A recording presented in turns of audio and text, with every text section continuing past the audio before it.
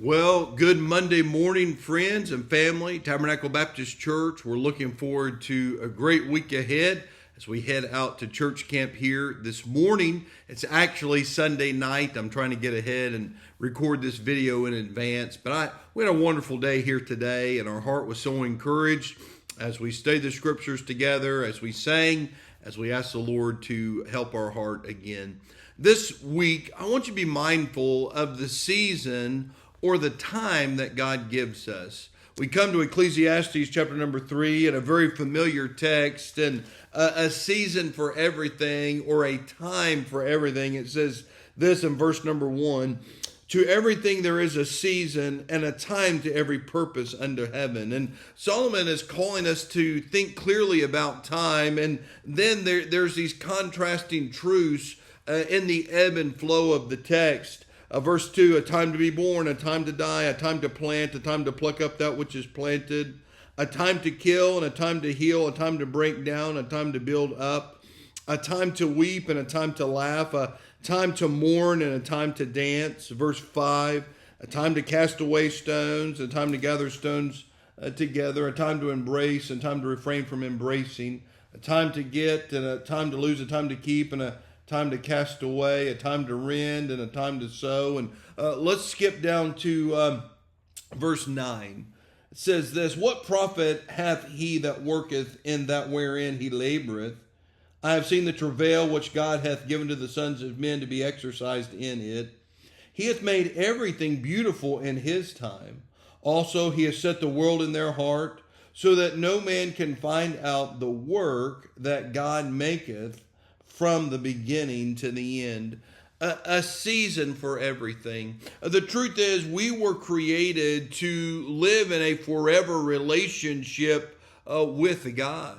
But here in the here and now, while we're here on earth, we live with one eye on the now and one eye on eternity.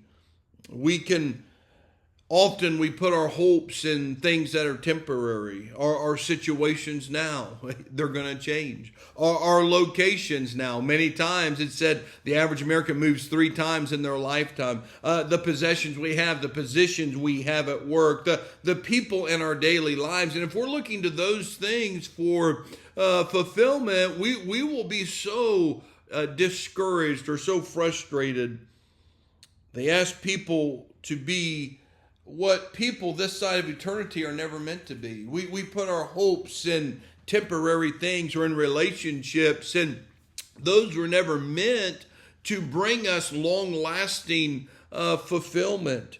A marriage, as good as it is and as great as it is not going to be paradise. A relationship with parents and children and a healthy relationships with mom and dad and parent and children, they will never deliver paradise. There is more in this life than those relationships.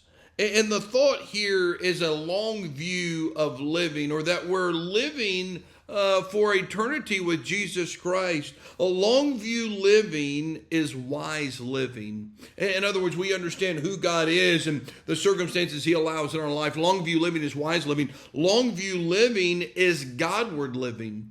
Does my life reflect Jesus Christ? Does it bring him glory? Number 3, long view living is hopeful living. And the number 4, long view living will make you thankful for his work of grace in your own life. How often have we looked to temporary things?